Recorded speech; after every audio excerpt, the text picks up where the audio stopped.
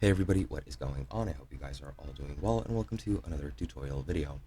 In this video, I'm going to be explaining to you guys how you can share your Google Drive folders, so let's get right into it. As you can see, I'm in Google Drive and I'm in a folder that I have created, and the way that you share this is very easy. You can go ahead and, as you can see, if I don't select anything to the right, I have the description and the details of this folder.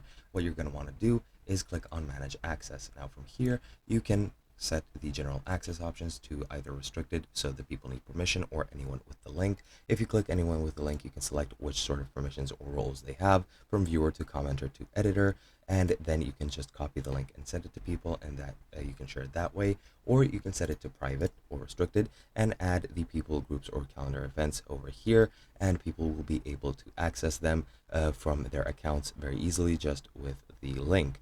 And that is pretty much how you share it with other people. Now, if I add my alternative account, I can select which permissions he has, and I'll select if I want to notify him, and that's pretty much it. I can also copy the link over here, but pretty much once I'm done, and I do apologize for the motorbike, just click send, and that person will be aware of the fact that they have a file shared with them, and that's pretty much it.